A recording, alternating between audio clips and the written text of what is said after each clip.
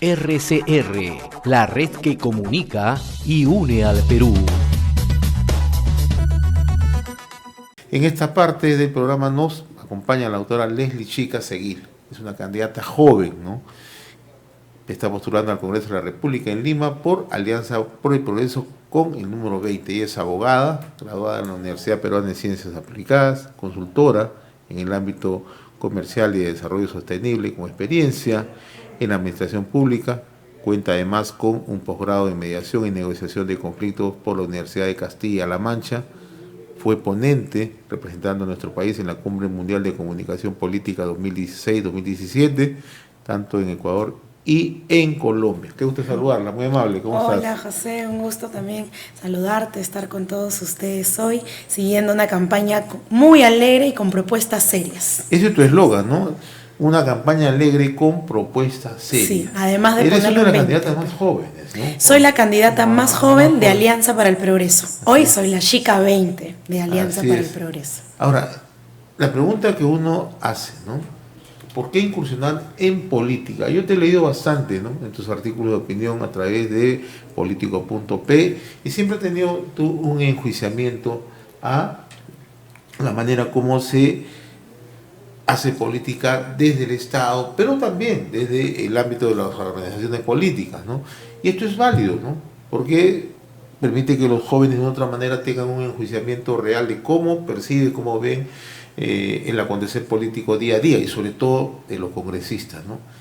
En ese panorama, ¿por qué aceptas ir al Congreso? ¿Qué es lo que te llama la atención del Congreso y qué es lo que se puede hacer desde el Congreso, naturalmente, ¿no? Sí, mira, yo, Leslie Chica, como la chica 20 de Alianza para el Progreso, acepté una invitación que me pareció positiva en este momento de mi vida. Efectivamente, tengo 26 años, soy la candidata más joven del partido, pero además, como sabes, José, ya cuento con experiencia en la administración pública, ¿no? Casi 5 años en desarrollo e inclusión social. Has sido asesor de gabinete en varios ministerios, ¿no? En desarrollo e inclusión social, claro. He tenido casi 4 ministros, claro. En medio ambiente y en seguridad social y salud. Hace muy poco he estado trabajando en salud.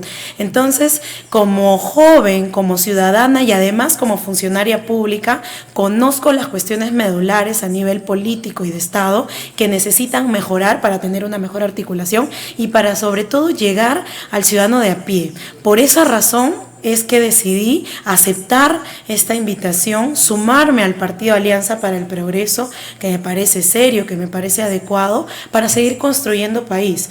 Es una práctica que he tenido desde el colegio. Como sabes, yo he crecido en San Juan del Lurigancho, en medio de escoltas, en talleres de educación cívica. Amo mucho al Perú y creo que la herramienta que tengo como abogada, además de la experiencia, conocer el territorio geográfico de nuestro país, y hoy que soy además oficial de reserva del Ejército, todo esto ponerlo en disposición del ciudadano para trabajar sin descanso, como siempre lo he hecho, en bien de la población del Perú. Estoy muy agradecida por las oportunidades que he tenido, entonces lo tomo esto también como una oportunidad para poder devolver esas cuestiones que han sido. Ayer conversábamos acá justo con el candidato número 1 de tu agrupación, el doctor Marchescade, ¿no? Sí. Y él, le preguntaba yo, ¿cuáles son los retos que tiene el próximo Congreso, ¿no? Él ha sido congresista a la par, ha sido vicepresidente, y siempre tenía una reflexión en voz alta. Decía, tenemos que generar un nivel de poder encontrar puntos de entendimiento entre Ejecutivo y Legislativo. Te lo pregunto ¿por qué? Porque hemos vivido una etapa, los últimos años, de confrontación permanente. Y el gran perdedor, naturalmente, es el país. El gran perdedor son los jóvenes. El gran perdedor son las oportunidades que se pierden, ¿no? Entonces, desde esa perspectiva, eres un rostro joven, eres una figura política joven, ingresas por primera vez al ámbito legislativo, tienes experiencia en el Ejecutivo, o por lo menos en la administración pública. Entonces, ¿qué hacer desde el Congreso? Definitivamente, Como bien dices, y también seguramente lo ha mencionado Omar, hemos estado viviendo un tiempo donde se han perdido oportunidades de consenso, de articulación de estrategias, por cuestiones que hoy no vienen al caso. Lo he vivido, lo he sentido como funcionaria, lo he vivido como ciudadana, por eso los jóvenes hemos dicho basta, estamos de pie y nadie nos va a parar porque vamos a seguir caminando. En el marco de esa situación es que presento mis primeros proyectos de ley que creo que van a dar oportunidad y que puede sembrar las bases de una cuestión medular, que es la educación. Se llama Becas por Impuestos. Becas por Impuestos es un proyecto de ley que se inspira en la historia que yo tengo. Yo he estudiado becada desde el colegio, también obtuve una beca en la universidad para estudiar mi carrera de Derecho. Entonces, Becas por Impuestos propone que las grandes empresas continúen pagando el impuesto a la renta ante SUNAT, pero en lugar de hacerlo de manera directa, lo puedan compensar con becas. Becas para que los jóvenes puedan capacitarse más en universidades, institutos, tecnología, etcétera. Funcionaría similar del mecanismo de obras por impuestos, pero esta vez lo que se financie, ¿no? Son interesante, becas. ¿por qué? Porque haciendo un símil lo que tú acabas de mencionar, obras por impuestos, ¿no? Cómo las empresas en los últimos años han tenido un compromiso más directo, hay menos niveles de corrupción, hay una ejecución de obras con mayor prontitud, se puede transparentar las obras, ¿no? Y en este caso te escuché porque esa propuesta la planteaste en el CADE juvenil, ¿no? Entonces, así es. ¿Cómo funcionaría? Lo expusimos en la CADE ejecutivo, donde tuvimos lugar, oportunidad, los jóvenes líderes de las agrupaciones políticas que están participando en estas elecciones para el Congreso 2020, y tuvo una gran aceptación. Se basa fundamentalmente porque más de 1 millón de los jóvenes del Perú hoy están en situación de desempleo. Hace poco ha sido el examen de Beca 18 y han participado 70.000 jóvenes para tan solo 5.000 becas. Y ahora que han cerrado las universidades por el licenciamiento, el Estado ha emitido 3.500 becas que se llaman becas traslados. Y son más de 65.000 chicos los que se han quedado en el aire.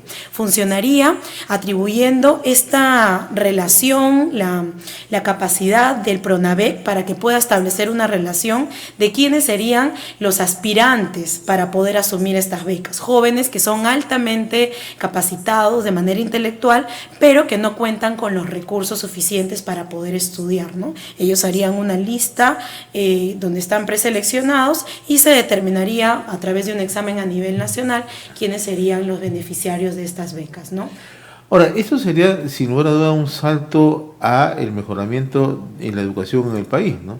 Yo leía una obra tuya, El rostro detrás de los conflictos mineros, y tú ahí explicas, ¿no?, la responsabilidad social que asumen muchas empresas, pero también, ¿no?, la poca presencia del Estado en zonas alejadas, ¿no?, lo que genera este nivel de conflictividad, trasladando esto al plano educativo, ¿no?, al plano de los jóvenes. ¿De qué manera las empresas pueden engarzar, ¿no?, o sea, estos avances, esta responsabilidad social, ya con un cumplimiento directo como sería el pago de impuestos para la generación de becas? Esto funciona en algunos momentos, pero a través de compromisos que tienen con las comunidades, pero esto sería ya normado, sería ya cumplimientos hacia el futuro, ¿no? Claro, funciona como una suerte de concesión o plan de acuerdo, muy conocido, ¿no?, con responsabilidad ¿no?, social empresarial. Así es. Lo que nosotros vamos a promover como jóvenes es el progreso, claro, el progreso y la oportunidad para que podamos estudiar. No es un favor porque se le va a compensar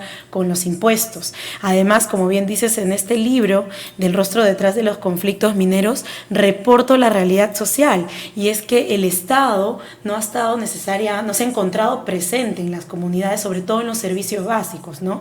Y la educación es una cuestión medular para vivir y crecer en el respeto de las individualidades, ¿no?, con la dignidad de la persona humana, y especializándonos sobre todo en lo que hoy en día vivimos es una realidad, que es la 4ª revolución industrial. Los jóvenes necesitamos capacitarnos para tener más progreso y ser más competitivos en el mercado laboral. No todos necesitan o quieren estudiar una carrera universitaria.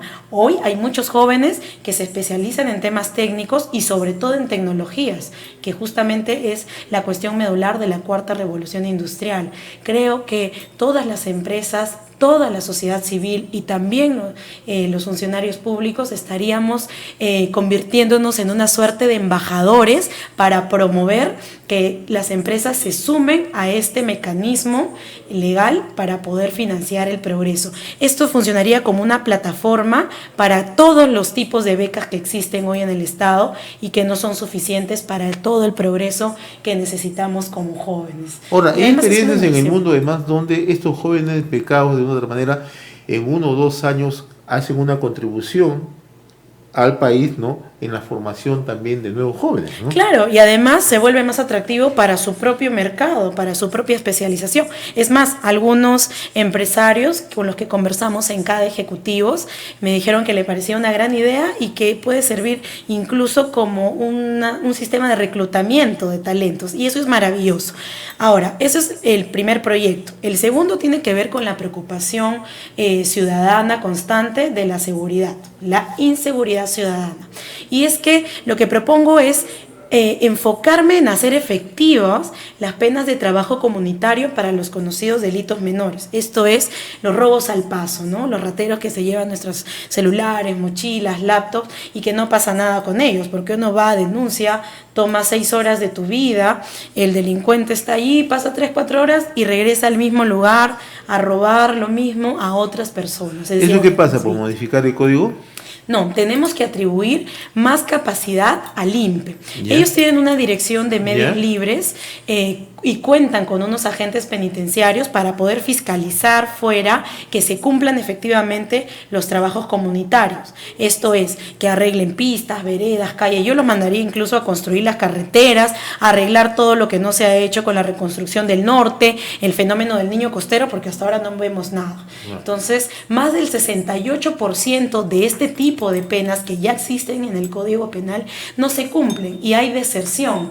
Entonces, pero no se cuenta con la capacidad para fiscalizar.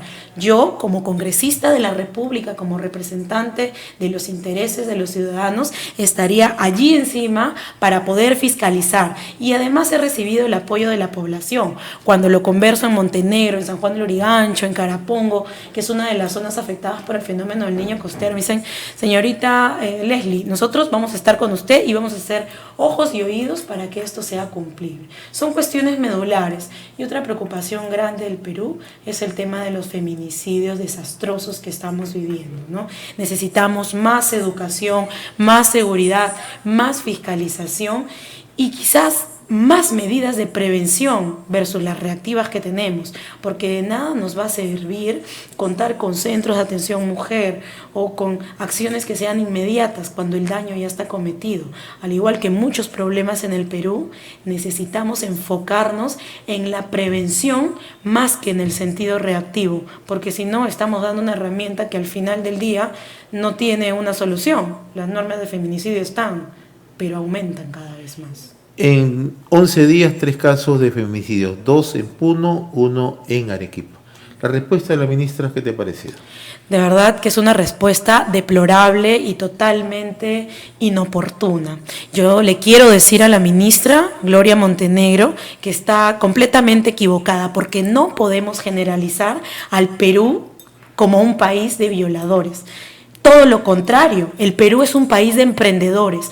Hoy más que nunca, con lo que ha ocurrido el año pasado, el Perú es un país que está de pie, que se ha dado cuenta que no quiere seguir viviendo la misma clase política, que no quiere tener más ciudadanos que seguramente no contribuyen de la forma más positiva. Por eso es que hoy estamos a próximamente 15 días de vivir unas nuevas elecciones parlamentarias para construir nuevamente la política del Perú. El Perú es un país de emprendedores y todos esos emprendedores tenemos que estar unidos para luchar contra los malos elementos que tampoco podemos cegarnos que existen, ¿no? Contra los violadores, contra los delincuentes, contra los estafadores, los que arriesgan nuestra situación como país. Pero no podemos generalizar a nuestros jóvenes, a los niños, a las mujeres, ¿no? A nuestros buenos elementos como un país de violadores, porque eso nos denigra y como ciudadanos necesitamos funcionarios que nos alienten al crecimiento, que nos inviten a creer que aún podemos tener la posibilidad de construir un país mejor. Yo le diría a la ministra que por favor tome bien su rol, que trabaje en prevención y que se aboque al Ministerio de la Mujer y que no se olvide, sobre todo, que es de poblaciones vulnerables. Ese es su chamba. Otro tema, el tema de los emprendimientos, ¿no? Jóvenes que en nuestro país están en la informalidad, cómo incorporarlos, cómo formalizarlos, cómo darle oportunidades para que sean emprendedores. Perú es un país de muchas posibilidades. Sí. Tú viajas bastante, tienes experiencias en la administración pública y sabes que se pueden articular mecanismos que permitan dotarlos de herramientas para que puedan generar emprendimientos en las actividades que pueden realizar en costa, sierra o selva, ¿no? Así es. El Perú es un país de emprendedores, ya lo he dicho por el tema de feminicidio. Perú, país de emprendedores, significa que más del 90% de las empresas en nuestro país son pequeñas o medianas empresas. Los jóvenes y los ciudadanos, aún en crecimiento, están trabajando mucho, como dices, en las startups, en las nuevas tecnologías y necesitan el apoyo, el respaldo de políticas públicas que los inviten a seguir invirtiendo tiempo, inteligencia en esto. Por esa razón, también en CADE Ejecutivos anunciamos la propuesta de crear, y esto viene desde el lado privado, ¿no?, un fondo nacional para el fomento y el desarrollo de las tecnologías en la sociedad. Y es más, fui con esta propuesta porque previamente la conversé con el presidente de mi partido, el señor César Acuña, el ingeniero, y él me prometió que iba a ser el primero en sumarse a esta iniciativa para invitar a que toda la sociedad civil que se dedica, que ya tiene un buen desarrollo en el empresariado, pueda seguir promoviendo. Lo puedo coordinar con el CONCITEC, que hoy por hoy es una institución muy comprometida en el desarrollo y fomento, pero nuevamente creo que invitar a la parte privada a que se sume con buenas prácticas a las políticas públicas que ya tiene el Estado, vamos a poder incentivar más a los jóvenes y definitivamente un mecanismo legal y tributario que sea atractivo para seguir invirtiendo en producción de nuevas tecnologías y de emprendimientos. ¿Siente que los jóvenes están comprometidos con los cambios hacia adelante o todavía hay una indiferencia? Los jóvenes hoy en día tenemos acceso a mucha información. No somos indiferentes a las cuestiones políticas negativas que hemos estado viviendo, sobre todo el año pasado en nuestro país. Por eso es que me siento muy alegre, muy motivada, además que muchos de nosotros estamos participando de manera activa en política. Seguramente en unos días daremos una noticia de jóvenes políticos líderes de cada partido que, más allá de pertenecer a partidos, a agrupaciones políticas de distinta índole, estamos unidos porque queremos construir un Perú mejor. No sabes, o sea, sentarnos, conversar de diferentes cuestiones de políticas públicas y todos unidos en un solo común, es algo que el Congreso hasta ahora no lo ha podido hacer. Yo te puedo decir hoy que los jóvenes, a pesar de tener diferencias en cuestiones, tenemos consenso en seguir construyendo un Perú mejor. Entonces, yo los invito a que revisen mi perfil. Acá tengo el flyer informativo con el que camino por toda la población, les cuento quién soy, mis proyectos de ley, y los invito sobre todo a que, como joven, representante y vocera de Alianza para el Progreso, juntos nos sumemos a tener un voto informado y a ponerle un 20 al Perú, marcando la A y escribiendo el número 20 de la chica 20. Tú miras nomás y dices que es el año 2020 y lo bajas y pones, escribes 20, la mejor nota. Estuvo con nosotros Leslie Chica Seguir, candidata al Congreso de la República en Lima Metropolitana por Alianza por el Progreso con el número 20. Gracias, muchos éxitos. Muchas gracias, José, a ti. Saludos a todos. RCR, la red que comunica y une al Perú.